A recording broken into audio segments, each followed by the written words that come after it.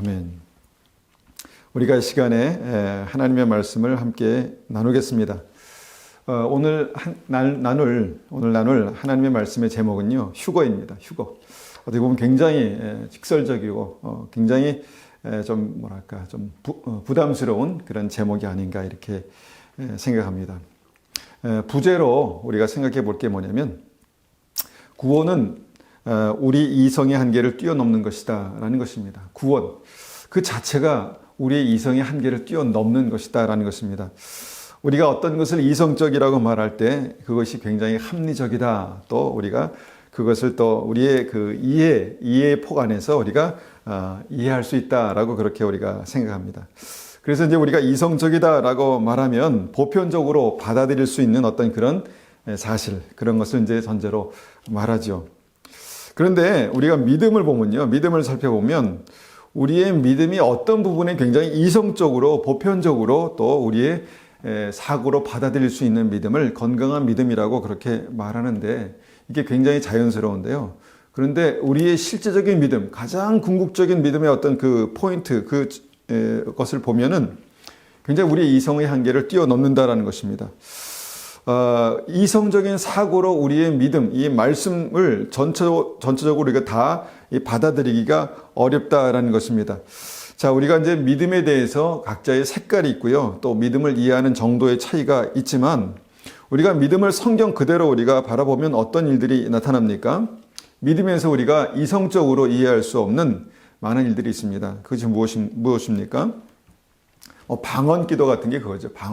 방언으로 기도하는 것, 알아들을 수 없는 방언으로 기도하는 것이 유익한가, 이런 생각을 하게 됩니다. 환상도 있죠. 하나님께서 하나님의 사람들에게 환상으로 말씀하시고, 마지막 때 주님께서 꿈과 환상으로 그렇게 이제 하나님께서 말씀하시겠다, 이렇게 우리에게 이제 말씀하셨죠. 그리고 우리가 또한 그 예언도 있습니다. 예언, 그 다음에 치유, 이런 것들이 성경에 가득 기록되어 있는데, 우리가 이런 것들을 제하고 우리가 이성적으로만 우리가 말씀을 이제 받아들인다면 우리가 많은 말씀들을 잃어버리게 됩니다. 우리가 이제 그런 것들을 생각하지 않더라도요, 구원이 뭡니까? 구원. 영생을 얻고 하나님의 나라에 들어가는 것입니다. 그래서 영원히 사는 것 자체가 우리 이성을 초월하는 거 아니겠습니까? 그리고 영원히 살 하나님의 나라가 실제라는 것이 우리의 이성을 초월하는 것입니다. 그래서 구원받는 믿음이 무엇인가? 구원받는 믿음은 우리의 이성의 한계를 뛰어넘을 때 우리가 받아들일 수 있는, 믿을 수 있는 것이다 라는 것입니다. 우리가 이제 이런 어떤 그 생각을 가지고 우리가 이제 어떤 그 우리의 이성적인 한계가 어디 있는가를 우리가 한번 생각해 볼 때요, 첫 번째 우리가 이제 죽음의 한계가 이제 우리 이성적인 한계입니다. 그러니까 죽음의 한계는요, 우리가 넘어서기가 참 어렵습니다. 일단 죽음은 두려운 것이고요, 죽음 이후의 삶을 우리가 모르는 것입니다. 우리가 죽음의 어떤 한계를 건너서 갔다 왔다 할 수 없는 것이죠. 그래서 죽음은 어떤 면에서는 우리 이성의 한계를 훨씬 뛰어넘어서 있는 것이죠. 또 우리에게 어떤 한계가 있을까 생각해 보니까 어떤 시공간의 한계가 있다라는 것입니다. 우리가 이제 밤하늘에 이제 그 별들을 바라볼 때, 특별히 우리가 잘 아는 그 북극성을 우리가 이제 바라볼 때, 북극성이 어떤 것인지 압니다. 우리가 북극성을 바라보면서 저 별이 북극성이야라고 우리가 볼 수 있고 그렇게 지목할 수 있죠. 그런데 북극성이 그렇게 실제로 존재하는 별이지만, 지금 우리가 사는 지구와 북극성과의 거리가 425광년이라고 합니다. 그러니까 빛의 속도 36만 킬로미터. 그러니까 지구를 1초에 7바퀴 반 도는 어떤 그런 빠르기로 갈 때 죄송합니다. 갈 때 425광년이 걸린다는 것입니다. 그러니까 우리의 한계를 뛰어넘는 것이죠. 이미 100년도 안 되는 우리의 인생을 생각할 때 이제 빛의 속도로 425광년이라면 아마 우리가 가장 빠른 속도로 가도 아마 한 100배는 더 걸릴 것입니다. 그러니까 그렇게 먼 거리에 있는 것이 실제라는 것이죠. 그리고 우리가 실제로 경험할 수 없는 그 세계가 있다는 것입니다. 우리가 425광년을 말했지만, 그 지구에서 가장 멀리 떨어진 어떤 그 은하를 이제 IOK 1, IOK 1이 은하더라고요. IOK-1. 그 은하가요, 2006년에 발견됐는데 128억 광년 떨어진 곳에 있답니다. 128억 광년.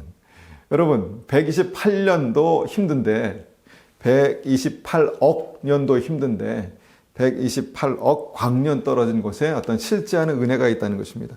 그러니까 이게 우리의 한계입니다. 여러분, 이게 우리의 한계입니다.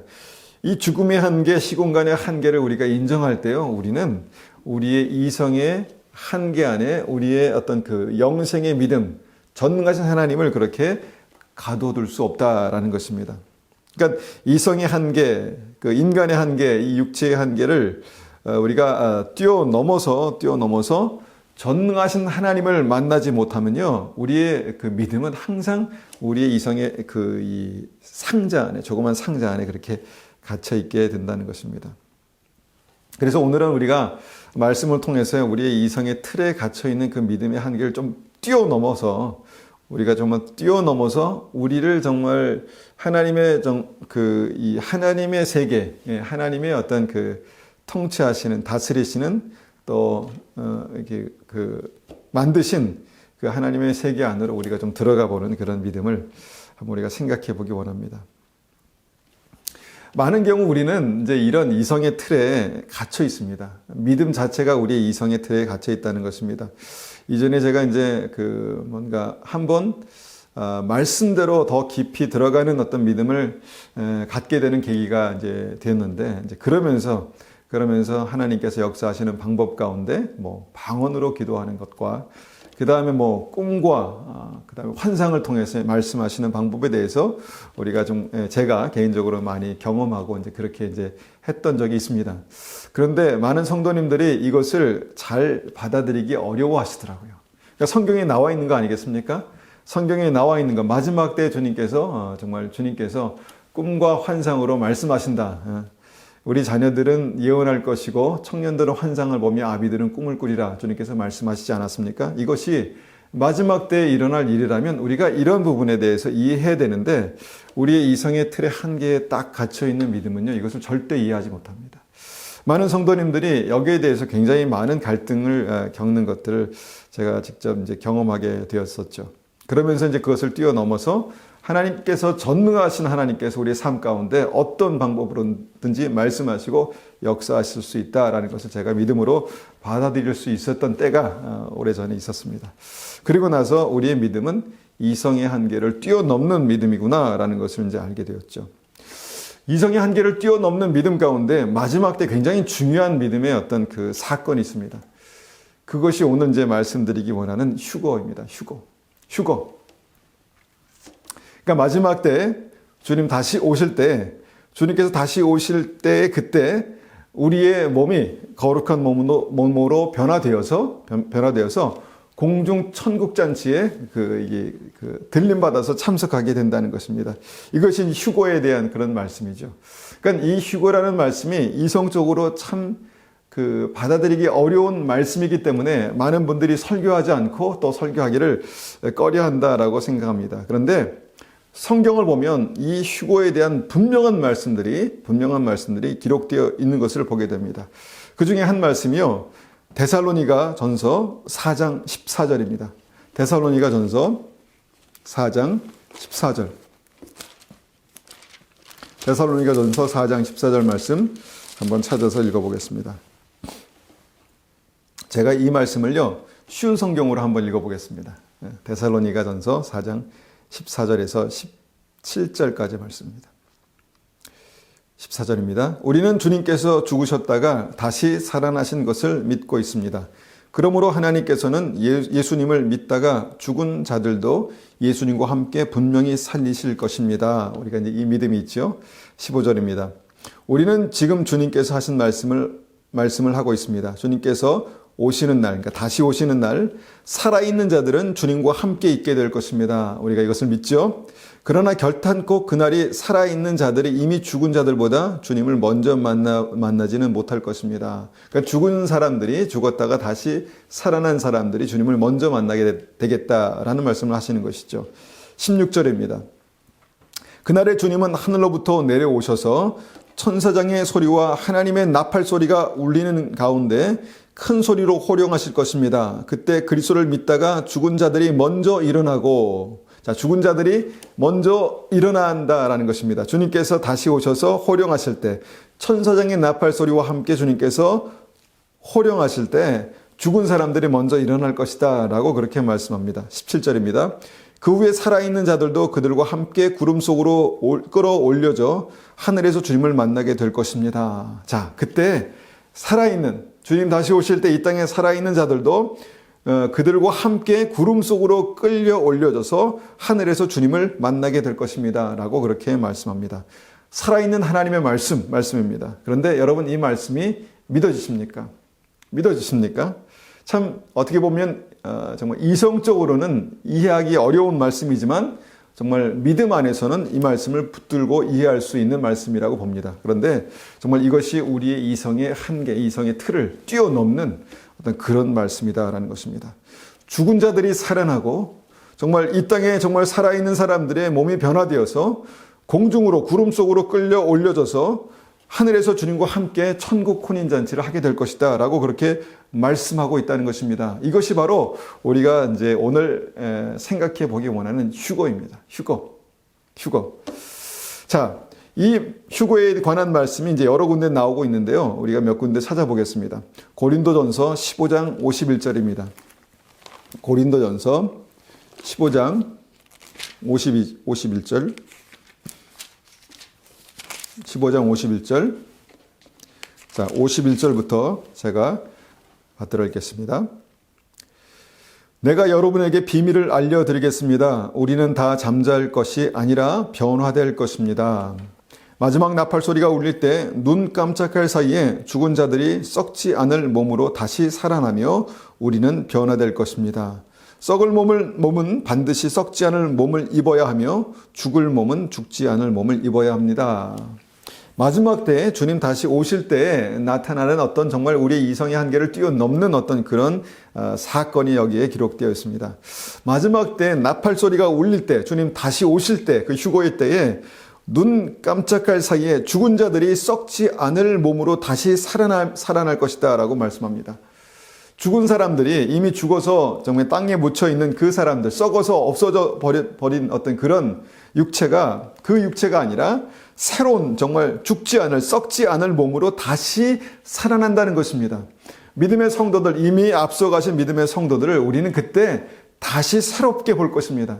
그들이 새로운 어떤 변화된 몸으로, 다시 썩지 않을 몸으로 다시 살아날 것이다. 이것이 하나님의 말씀입니다. 그리고 우리도 이 땅에 살아서 남아있는 우리도 다시 변화될 것입니다. 썩지 않을 몸으로 변화될 것입니다. 이렇게 말씀합니다. 그리고 다시 한번 이것을 53절에 강조하죠. 썩을 몸은 반드시 썩지 않을 몸을 입어야 하며 죽을 몸은 죽지 않을 몸을 입어야 합니다. 자, 우리의 이 육체는요, 이제 죽으면 썩을 것입니다. 죽으면 썩어서 없어질 것입니다. 그런데 천국에 가는 정말 우리는 어떤 모습을 가지고 천국에 갈 것인가? 썩지 않을 몸을 입을 것이다라는 것입니다. 영원히 죽지 않을 몸을 입을 것입니다. 그렇게 말씀합니다. 죽을 몸은 반드시 죽지 않은 몸을 입어야 주님 천국 잔치에 그렇게 올라갈 수 있다라고 말씀합니다. 언제 그런 일이 일어납니까? 나팔이 울려 퍼질 때. 그러니까 다시 한번 말하면 우리가 주님 나팔 소리와 함께 정말 그 공중으로 들림받아서 휴거의 어떤 역사가 일어날 때 우리는 그렇게 그런 몸으로 변화될 것이다 라는 것입니다. 여러분, 이 믿음이 있으십니까? 이 믿음이 있으십니까? 이 믿음이 있는 것이 구원입니다. 그렇지 않겠습니까? 이 믿음이 있는 것이 구원입니다. 여기에 대해서 우리가 주님께서 그렇게 하실 수 있다라는 것을 믿는 것이 우리의 믿음이고 구원입니다. 우리의 구원입니다. 여러분, 이 믿음이 우리에게 실제가 되지 않으면요, 우리는 그냥 이성의 틀 안에 갇혀 있어서 우리가 이성으로 이해할 수 있을 법한 말씀만 우리가 이제 이해하게 되는 것이죠. 그런데 실제로 정말 우리에게 필요한 구원과 하나님의 나라에 들어가는 그 믿음은요, 우리 이성의 한계를 뛰어넘는 것이고, 오늘 우리가 그 이성의 한계를 뛰어넘는 믿음 가운데 특별히 바로 이제 그 휴거에 대한 말씀을 우리가 읽게 되는 것입니다. 또 휴고에 관한 말씀을 우리가 한번 보면은 요한계시록 1장 7절 말씀도 있습니다. 요한계시록 1장 7절 말씀을 한번 같이 읽어보겠습니다. 요한계시록 1장 7절. 7절입니다. 보십시오. 예수님은 구름을 타고 오실 것입니다. 다시 이제 그 구름 타고 오신다는 말씀을 지금 세 번째 읽고 있습니다. 보십시오. 예수님은 구름을 타고 오실 것입니다. 모든 사람이 그분을 보게 될 것이며 그분을 창으로 찌른 자들도 보게 될 것입니다. 이게 예수님을 핍박하던 자들도 보게 될 것이다. 이렇게 말씀하시죠. 이 땅의 모든 민족들이 그분 때문에 크게 울 것입니다. 분명히 이 일은 일어날 것입니다. 자, 이 사람들이 왜 울게 될까요? 왜 울게 될까요? 주님을 찌른 사람, 주님을 핍박한 사람, 믿음을 거부하던 사람들은 그 일이 너무너무 정말 충격적이고 이 일이 정말 실제구나라는 것 때문에 후회의 눈물을 흘릴 것이다 라고 그렇게 말합니다. 그런데 여러분, 이 일을 믿음으로 바라보고 믿음으로 준비하고 기다렸던 사람들은 어떤 눈물을 흘릴 수 있을까요? 야, 너무너무 감사하다. 주님께서 나를 이렇게 살리시고 공중 천국잔치에 이렇게 참여하게 하시는구나 라고 하는 어떤 감격의 눈물을 흘릴 수 있을 것입니다. 핵심은 뭐냐면 그때가 되면 예수님은 구름을 타고 다시 오셔서 믿는 사람들을 그렇게 정말 변화된 몸으로 끌고 정말 천국에 들어가실 것이다 라고 하는 것입니다. 여러분, 이 말씀을 믿으십니까? 이 말씀을 믿으십니까? 다른 곳에 있는 말씀들, 착하게 살아라, 또 예수님을 영접해라, 이런 것들은 믿겠지만, 예배드리라, 기도해라, 이런 말씀들은 믿겠지만, 하나님께서 주님께서 구름 타고 다시 오시고, 우리는 그때 변화된 몸을 입고 영원히 살게 될 것이며, 그때 천국 혼인잔치에 그렇게 들려 올라올 것이다 라는 말씀도 믿으십니까? 여러분, 그냥 이것은 그럴 수 있어 라는 차원이 아니라 내가 그렇게 반드시 돼야만 돼, 내가 그렇게 반드시 될 거야 라는 그런 확신, 그런 믿음의 어떤 확신이 우리에게 필요한 것입니다. 그런 믿음이 우리에게 필요한 것입니다. 이것이 바로 오늘 말씀드릴 그 휴고의 사건입니다. 휴고. 여러분, 그 휴고의 때 주님께서 구름을 타고 이 땅에 다시 오실 때 정말 변화된 몸으로 주님을 맞이할 수 있는 그런 믿음의 준비가 되셨습니까? 여러분, 이 말씀이 오늘 굉장히 우리에게 다시 한번 중요한 것은요, 그때가 가까웠기 때문입니다. 그때가 가까웠다라고 분명히 믿습니다. 주님께서 다시 오실 때가 가까웠습니다. 여러분, 그때요, 우리가 주님 앞에 감격의 눈물을 흘리며 주님 앞에 들림받을 수 있는 그런 믿음, 그런 은혜가 있으시기를 간절히 축원합니다. 그리고 한 가지 더 생각해 보기 원하는 것은요, 이때에 함께 우리가 반드시 함께 생각해야 될 것이 있다라는 것입니다. 그것은 뭐냐면 바로 고난입니다. 고난도 우리가 일반적으로 그냥 우리의 삶 가운데 당하는 그런 고난이 아니라 극심한 고난이 있을 것이다 라는 것입니다. 극심한 고난이 휴고와 관련해서 우리가 반드시 생각해 보아야 할 것이다 라는 것입니다. 이것을 성경은 환난이라고 합니다. 그리고 더 구체적으로 이것을 휴고의 사건이 일어나기 전후에 7년 대환난이다 이렇게 이제 말씀할 수 있습니다. 7년 대환난. 그러니까 휴고를 생각하는 사람들은요, 반드시 이 환난에 대해서도 생각해야 된다는 것입니다. 어떤 사람은 이제 휴고에 대한 어떤 신학적인 세 가지 의견이 있거든요. 뭐냐면 환난 전에 믿는 사람들은 휴고된다라는 것입니다. 그래서 환난을 통과하지 않게 된다라는 것이죠. 그래서 어떤 사람들은요, 이것을 믿고 그냥 그 환난이 있기 전에 반드시 우리가 들림받아야 된다라는 것을 이제 생각하면서 이제 신앙생활 하는 분들이 계시죠. 그런데 그 이외에도 많은 신학자들이 환난 중에 휴고가 있다라고 그렇게 주장하는 사람도 있고요.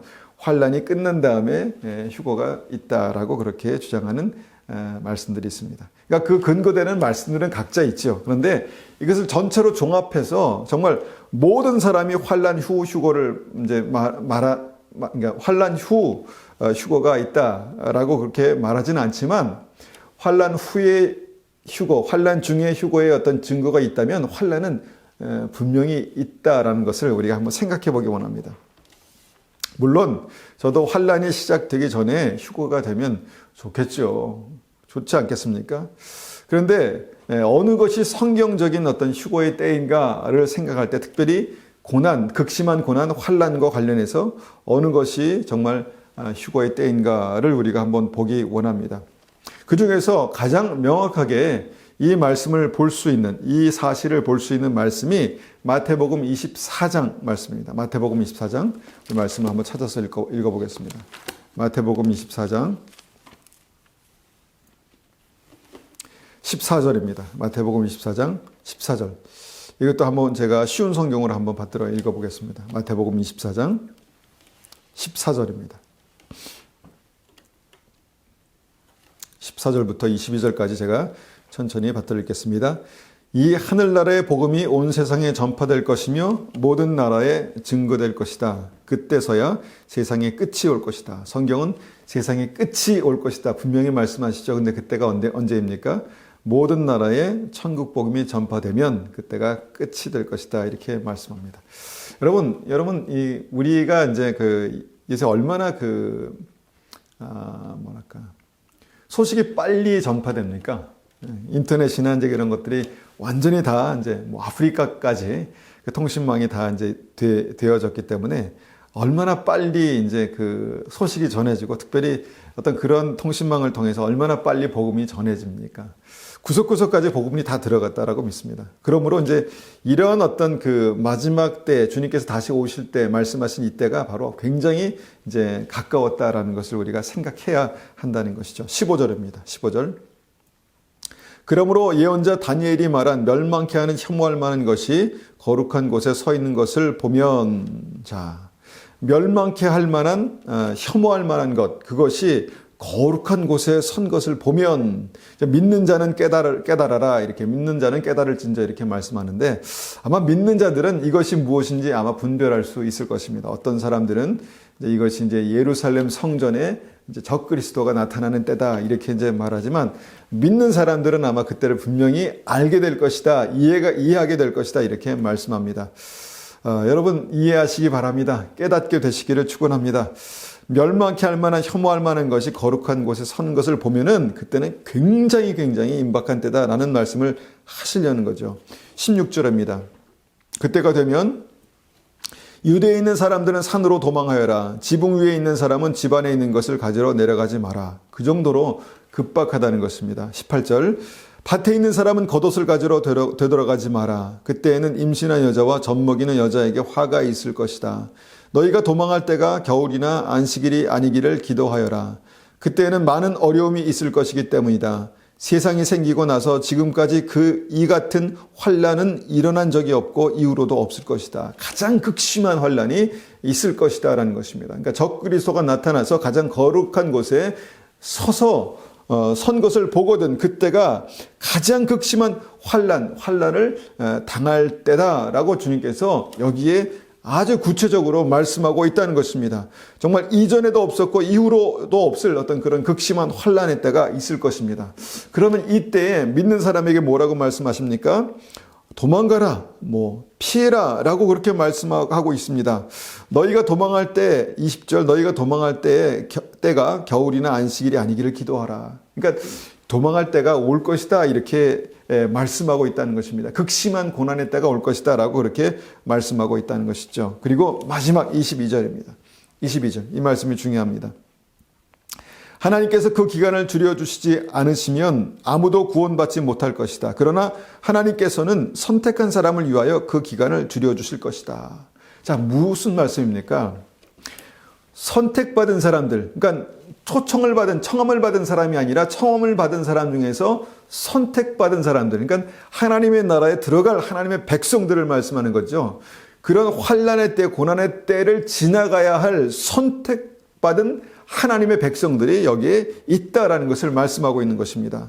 그 선택된 하나님의 백성들이 지금 어떤 일을 당하게 됩니까? 환난을 당하게 된다. 어려움을 당하게 된다. 고난을 당하게 된다라는 것입니다. 여러분, 복음이 다 전해지고 믿을 만한 사람들은 다 그 복음을 듣고 믿은 이후에 주님께서 다시 오시는데 그때 극심한 환난을 맞게 된다라고 그렇게 말씀합니다. 우리가 함께 만약에 그때가 우리의 때에 온다면 환난을 당하게 된다. 극심한 고난을 당하게 된다. 이렇게 말씀하고 있다라는 것입니다.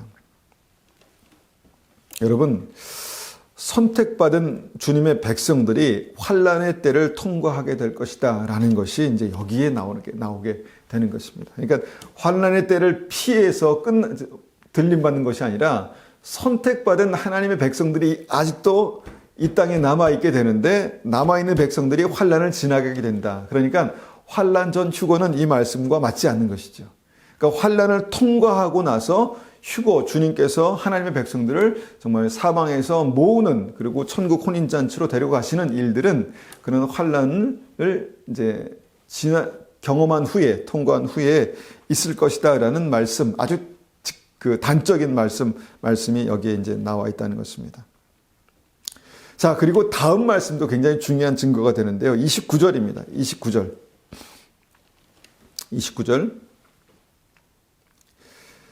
그 환난의 날이 지난 직후에 태양이 어두워지고 달이 그 빛을 잃을 것이다. 별들이 하늘에서 떨어지고 하늘에 있는 모든 권세가 흔들릴 것이다. 그때 인자의 올 징조가 하늘에 있을 것이다. 자, 그때에 인자가 올 징조가 하늘에 있을 것이다. 그때 세상의 모든 민족들이 울며 인자가 큰 권능과 영광으로 하늘 구름을 타고 오는 것을 볼 것이다. 자, 여기에 다시 한번 하늘 구름 타고 주님 다시 오실 것이다 라는 말씀이 여기에 기록되어 있다는 것입니다. 그러니까 주님께서 그렇게 공중 재림하시는 모습들을 보게 될 것이다 라고 그렇게 말씀하고 있는 것입니다. 언제요? 환난을 지난 후에, 환난을 통과한 후에, 그 환난이 날이 지난 직후에 29절 그렇게 말씀하시죠. 그런 때에 주님께서 구름을 타고 오시는 것을 보게 될 것이다 라고 말씀합니다. 그때 어떤 일이 일어납니까? 31절입니다. 인자가 큰 나팔 소리와 함께 천사들을 보낼 것이다. 자, 나팔이 불리죠. 나팔이 울립니다. 인자가 큰 나팔 소리와 함께 천사들을 보낼 것이다. 그들은 하늘 이 끝에서 저 끝까지 사방에서 택함 받은 백성들을 모을 것이다 라고 말씀합니다. 그때 이제 추수의 역사가 일어나게 되는 것을 보게 됩니다. 큰 나팔이 울려 퍼지고 주님께서 강림하실 때 그때 하늘 이 끝에서 끝까지 사방에서 택함 받은 백성들을 모을 것이다. 그러니까 택함 받은 백성들이 그 환난을 통과해서 어떻게 됩니까? 아직까지도 이 땅에 있게 될 것이다 라는 것을 말씀하고 있다는 것입니다. 그러니까 휴거가 있기 전에 이 많은 사람들이 그 환난의 때를 지나가게 될 것이다 이렇게 말씀하고 있다는 것입니다. 여러분, 이제 우리가 이제 그 30절의 말씀을 좀 주목해서 생각해 볼 때요. 그 환난이 끝난 직후에 구름 타고 다시 오실 것이다. 여러분, 이 말씀을 우리가 다시 한번 보는 이유가 무엇입니까? 이 시점에서 우리가 생각해 보고자 하는 것은요. 우리가 믿음의 사람들이 택함 받은 하나님의 백성들이 이제 휴거의 때를 맞이하게 된다 할지라도 함께 생각해 봐야 될 것이 뭐냐면 환난을 지나게 된다라는 것을 이제 함께 생각해 봐야 한다라는 것입니다. 다시 말하면 환난을 통과하는 믿음을 가져야 된다는 것이죠. 환난을 통과하는 믿음이 있을 때 공중 재림하시는 주님을 만날 수 있다라는 것입니다. 그러니까 환난을 견뎌내는 믿음이 있을 때 우리가 공중에서 주님을 맞이할 수 있게 된다라는 것입니다. 환난의 때에 믿음을 포기하지 않고 끝까지 견디고 끝까지 인내할 때 우리가 공중에서 주님을 맞이할 수 있을 것이다 라고 그렇게 말씀하는 것입니다. 그래서 믿음은요, 환난을 통과하는 믿음입니다.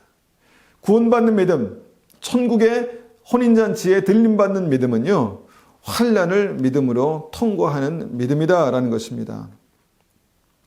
여러분, 정말 이 말씀 자체가요, 우리에게 주시는 어떤 그 메시지가 무엇입니까? 우리가 이런 말씀을 읽으면요, 좀 암울해지고, 좀 뭐가 무거워지고, 내가 그런 때를 지날 수 있을까? 이런 생각들을 하게 됩니다. 그러니까 환난 자체에 우리가 집중해서요, 뭔가 이것이 우리에게 크게는 이제 뭔가 낙심이 되고 절망이 될 수 있다라고 봅니다. 그런데 여러분, 이 말씀을 우리가 다시 한번 믿음으로 기도 가운데 소망으로 바꾸어내는 것이 믿음입니다. 여러분, 환난이 우리의 멸망을 말씀하는 것이 아닙니다. 환난의 때가 우리의 멸망의 때를 말씀하는 것이 아니죠. 환난의 때는요, 우리가 변화되어서 주님께서 우리가 천국에 들림 받아서 주님을 맞이할 그때를 준비하는 때입니다. 그때가 다 가까이 왔다라는 것을 알리는 그런 때다라는 것입니다. 우리가 이제 종말론, 종말 이렇게 이제 말씀할 때 저는 이 말씀이 옳지 않다 봅니다. 이 종말은요, 끝을 말하는 거잖아요. 물론 세상의 끝을 말하는 거죠. 그런데 이 종말은 우리에게 뭡니까? 새로운 시작을 의미합니다. 영원한 하나님의 나라에서 새롭게 시작할 우리의 삶, 그것을 말씀하는 때다라는 것입니다. 그래서 종말은 절망이 아니라 소망입니다. 소망입니다. 믿는 사람들이 주님과 함께 정말 영원히 살 수 있는 그때를 우리가 맞이하게 되는 어떤 그 소망의 때다라는 것입니다. 저는 이제 이런 그 말씀을 대할 때마다 두 가지의 어떤 그 태도를 잃지 않으려고 굉장히 노력합니다. 그것은 뭐냐면 첫 번째는요, 영혼을 보는 믿음입니다. 그러니까 우리의 인생이 지금 이제 이 자리에 있다라고 했을 때 죽음을 넘어서서 영원히 살 거 아니겠습니까? 영원히 주님과 함께 살 것 아니겠습니까? 그렇게 영혼을 보는 믿음이 필요합니다. 우리에게. 자, 영혼을 보는 믿음이 있을 때 우리에게 소망이 있고요. 현실에 있는 고난과 환난이 있다 할지라도 이것이 끝이 아니라, 이것이 정말 심판이 아니라, 이것이 우리에게 어떻게 됩니까? 소망의 사인이 된다는 것입니다. 아, 이제는 다 됐구나. 이제는 다시 주님과 영원히 살 그때가 다 됐구나. 라고 하는 그런 믿음으로 우리가 살게 된다는 것입니다. 그리고 두 번째 제가 늘 생각하는 것이 뭡니까? 뭐냐면요. 그래서 오늘을 어떻게 살 것인가입니다. 오늘을 정말 그 두려움과 절망과 어떤 그런 것으로 살 것인가? 아닙니다. 우리에게 소망이 있습니다.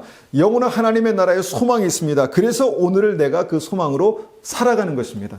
그래서 내가 오늘 이 소망으로 내가 오늘 믿음으로 살아가는 것이죠. 그래서 이것이 영혼을 사는 진리, 영혼을 사는 믿음으로 현재를 사는 그런 진리라는 것을 늘 생각합니다.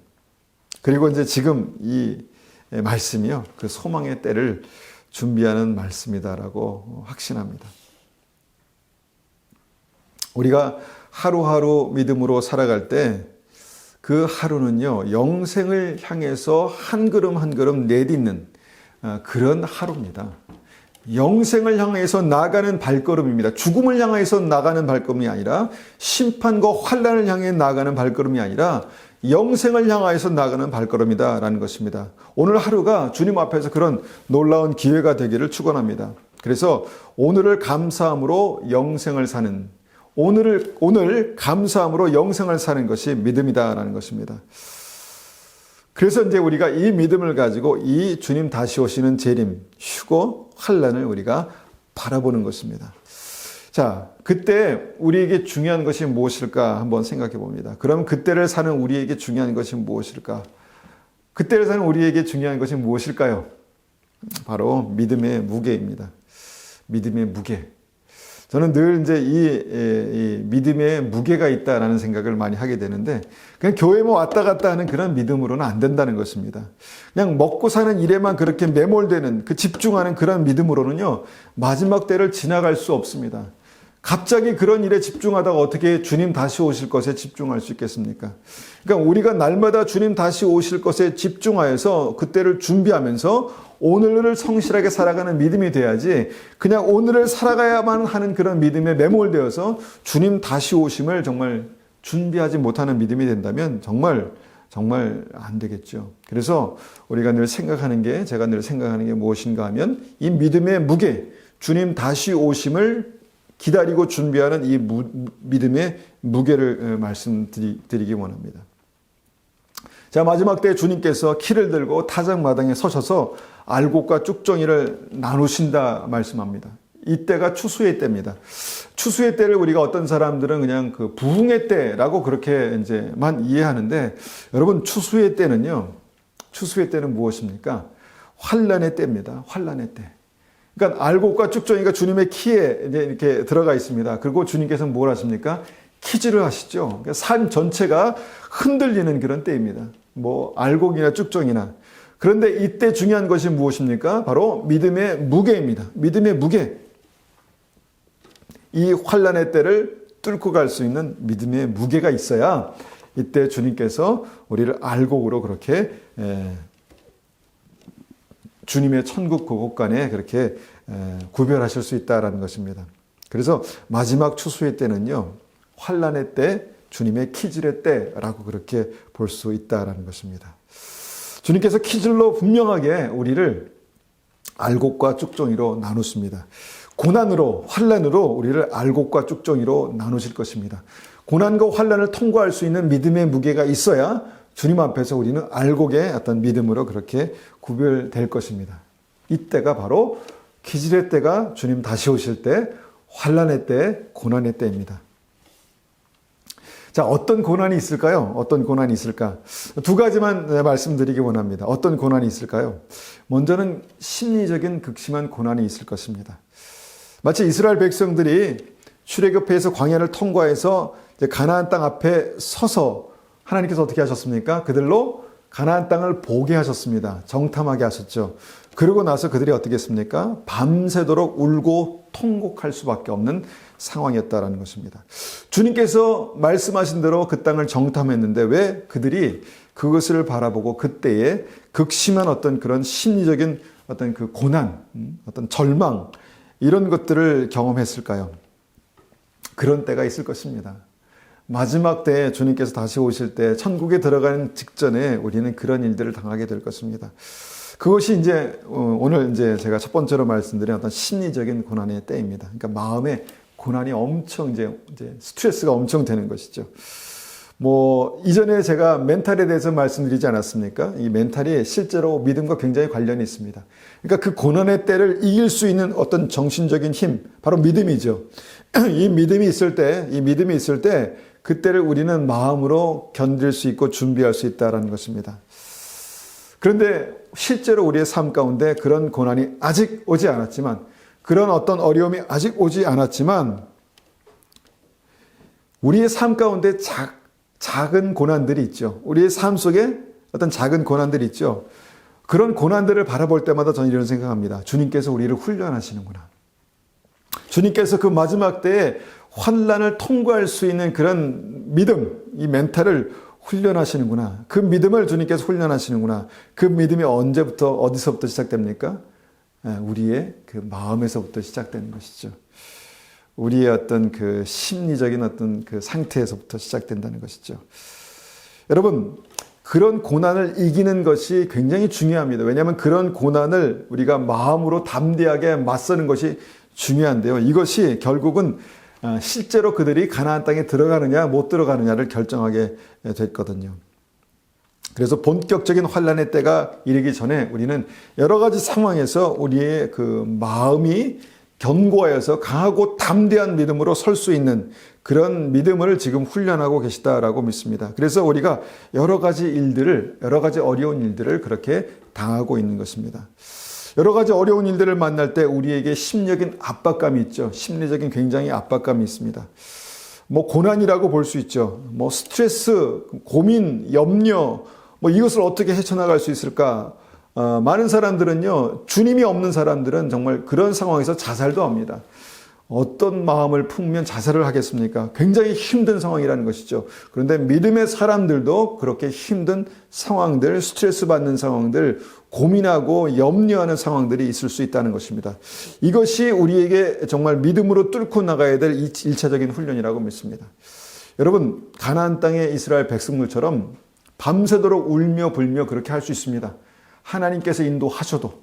그런데 우리가 그런 상황에서 우리의 마음을 강하고 담대하게 그런 어떤 상황에서 의연하게 주의 말씀을 붙들고 설 필요가 있다는 것이죠. 이것이 정말 우리에게 필요한 1차적인 훈련이라고 믿습니다. 여러분, 우리의 삶에 이런 심리적인 압박들, 어떤 그 고민들, 스트레스 이런 것들이 올 때 어떻게 이겨내야 합니까? 어떻게 이겨내십니까?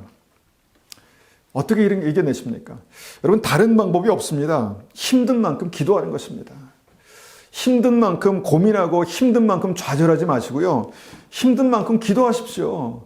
어떤 사람들은 힘든다고 말하는데 주님 앞에 기도하지 않습니다. 힘든다고 말하면서 굉장히 고민만 하고 염려하고 뭐 푸념만 하고 그렇게 합니다. 그런데 힘든 만큼 기도해야요. 기도해야 우리의 믿음이 그렇게 준비될 수 있습니다. 기도할 때 주님께서 이길 힘도 주시고요. 뚫고 나갈 지혜도 주시고요. 뚫고 나갈 방법도 허락해 주십니다. 이것이 믿음입니다. 여러분, 힘든 이때를, 마음의 힘든, 정말 스트레스가 극심할 때 이때를 믿음으로 잘 뚫고 나갈 수 있는 방법은 기도밖에 없습니다. 어려움의 무게만큼 주님 앞에 엎드려서요, 주님을 간절히 찾는 믿음을 가져야 합니다. 그냥 주님 앞에 엎드리십시오. 물론 유창한 기도가 나오지 않습니다. 그러면 찬송가를 틀어놓고 제가 잘하는 방법인데 찬송가를 틀어놓고 주님 앞에 그냥 머물러 있으십시오. 주님의 은혜가 필요합니다. 주님, 주의 기름 부으심이 필요합니다. 주님의 담대함이 필요합니다. 주님 은혜 베풀어 주십시오. 그렇게 주님 앞에 머물러 있는 그 기도입니다. 그리고 어떻게 합니까? 부르짖는 것입니다. 주님 붙들어 주십시오. 주님 새롭게 해 주십시오. 담대한 은혜를 주십시오. 담대한 믿음을 주십시오. 그렇게 우리가 주님 앞에 기도하는 것이죠. 그때 주님께서 말씀하시죠. 강하고 담대하라. 강하고 담대하라. 내가 너와 함께 함이라. 강하고 담대하라. 내가 너와 함께 함이라. 여러분, 기도하는 사람만 이 하나님의 음성을 듣습니다. 음성만 듣습니까? 그때 주님께서 지혜를 주시고 힘 주시고 기름 부어 주신다는 것입니다. 여러분, 본격적인 환난의 때가 우리에게 올 것인데 그때가 되기 전에, 그 전쟁의 때, 환난의 때가 오기 전에 우리가 온전한 믿음으로 이렇게 날마다 준비되어야 하는 이때를 우리가 살고 있습니다. 여러분, 그래서 이때가 너무너무 놀라운 기회입니다. 왜냐하면 우리는 그 어려운 때를 믿음으로 뚫고 나가야 되는 그런 믿음의 사람들, 믿음의 사명을 가지고 있는 사람들입니다. 여러분, 그 어려움이요, 우리의 어떤 상상을 초월할 수도 있습니다. 초월할 수 있습니다. 그런데 여러분, 믿음의 사람들은 결코 그때 혼자 되지 않습니다. 믿음의 사람들은 결코 그때 포기하지 않습니다. 하나님은 그들을 포기하지 않습니다. 22절에 이렇게 말씀하시죠. 마태복음 24장 22절입니다. 하나님께서 그 기간을 줄여주시지 않으시면 아무도 구원받지 못할 것이다. 자, 그렇게 어려운 환난의 때를 지나게 될 것이다 말씀합니다. 그러나 이 말씀이 중요합니다. 그러나 하나님께서는 선택한 사람들을 위하여 그 기간을 줄여주실 것이다. 하나님께서는 선택한 사람들을 위하여 그 기간을 줄여주실 것이다. 주님께서 우리의 연약함을 아시고 우리의 한계를 아십니다. 믿음으로 끝까지 우리가 서기 원한다면 하나님께서 그 한계를 넘어가지 않게 하실 것입니다. 우리를 지키실 것입니다. 우리가 감당 못할 시험을 허락하지 않으실 것입니다. 이것이 하나님의 약속입니다. 이것이 하나님의 믿음입니다. 우리가 끝까지 견디기 원하는, 끝까지 주님 앞에 믿음으로 서기 원하는 그런 믿음만 있다면, 주님 앞에 엎드려서 기도하고 주의 은혜를 구하는 믿음만 있다면 주님께서 그 기간을 줄여주실 것이다. 이렇게 말씀하고 있다는 것입니다. 그 환난의 때에 분명히 하나님께서 선택하신 사람들이 있습니다. 그 환난의 때를 지나고 들림받고 구원받을 믿음의 사람들, 그 사람들도 이 어려운 때를 지나게 될 것이다 라고 성경은 말씀합니다. 정말 이스라엘이 여리고 성 앞에서 정말 그 믿음의 싸움을 이기게 하신 것처럼 택함 받은 하나님의 백성들, 정말 여호수아의 세대가 하나님께서 주시는 힘과 지혜와 어떤 그 담대함을 가지고 주님과 함께 나아가고 승리하게 할 그때가 올 것이다 라는 것입니다. 그리고 선택한 사람들을 위하여 그 기간을 줄여주실 것이다. 주님께서 말씀하고 있다는 것입니다. 그럼 이때 우리가 이제 이런 상황에서 우리에게 중요한 것이 뭘까요? 중요한 것이 뭐겠습니까? 어려움을 믿음으로 견디고 인내하는 것입니다. 자, 믿음은 견디고 인내하는 것입니다. 믿음은 여러 가지 차원에서 우리가 이해할 수 있는데 이때 중요한 믿음이 무엇입니까? 인내하는 것입니다. 인내. 로마서 5장 3절에 이렇게 말씀합니다. 로마서 5장 3절. 로마서 5장 3절을 보겠습니다.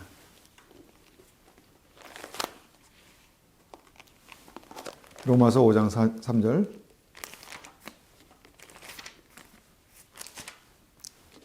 자, 5장 3절입니다.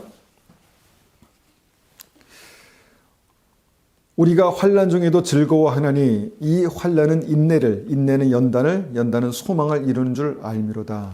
자, 여기도 환난이 있습니다. 마지막 때의 환난, 우리가 믿음의 사람들이 뚫고 가야 할 그런 환난.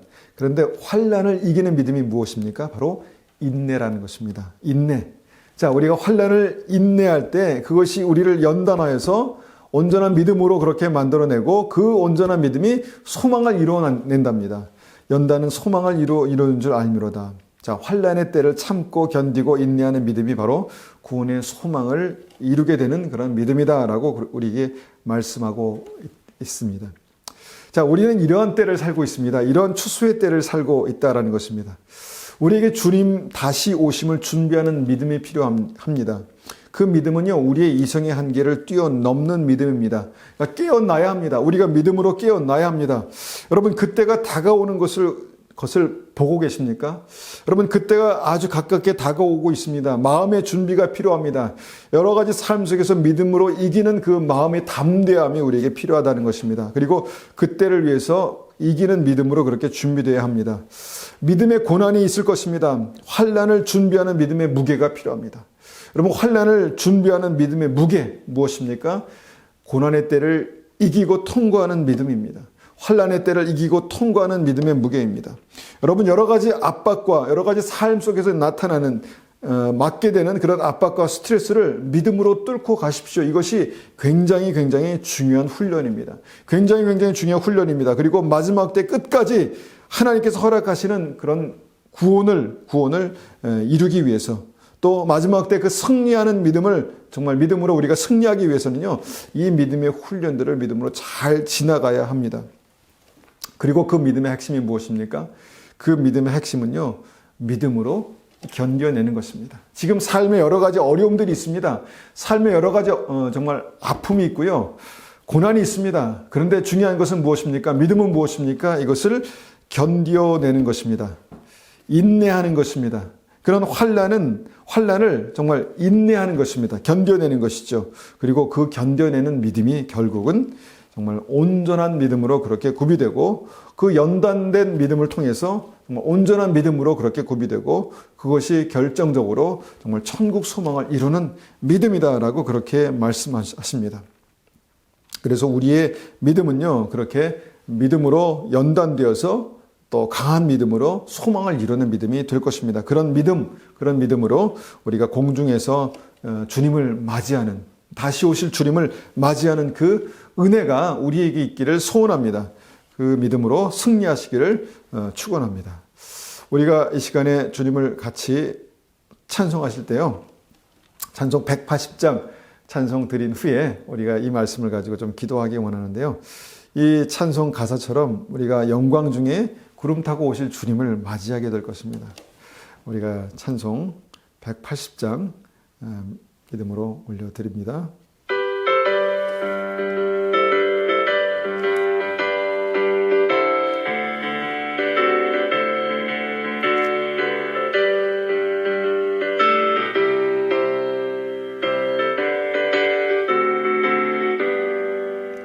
하나님의 나팔 소리 천지 신동할 때에 예수 영광 중에 구름 타시고, 전사들을 세계 만국 모든 곳에 보내어 구원받은 성도들을 모으리. 나팔 불 때 나의 이름, 나팔 불 때 나의 이름, 나팔 불 때 나의 이름, 부를 때 잔치 참여하겠네. 무덤 속에 잠자는 자 그때 다시 일어나 영화로운 부활 승리 얻으리. 주가 택한 모든 성도 구름 타고 올라가 공중에서 주의 얼굴 배우리. 나팔 불 때 나의 이름, 나팔 불 때 나의 이름, 나팔 불 때 나의 이름, 부를 때 잔치 참여하겠네. 이 시간에 우리가 오늘 말씀을 가지고 같이 기도하기 원합니다. 우리가 주님께서 공중에 구름 타고 오실 때 우리 택함 받은 백성들이 정말 변화된 몸을 입고 공중 혼인잔치에 그렇게 들림 받을 것입니다. 그때가 무척 가까웠습니다. 그리고 그때가 가까웠다는 어떤 그 얘기는 다시 한번 그 택함받는 믿음의 백성들에게 여러 가지 고난과 환란의 때가 오고 있다라는 생각을 이제 하게 됩니다. 하나님, 이 믿음의 싸움에서 끝까지 인내하고 정말 이 환란을 이제 어려움을 잘 견디고 정말 주님 오실 때에 정말 들림받을 수 있는, 휴거의 때에 들림받을 수 있는 그런 믿음이 되게 도와주십시오. 그렇게 한번 같이 기도하겠습니다. 기도합니다.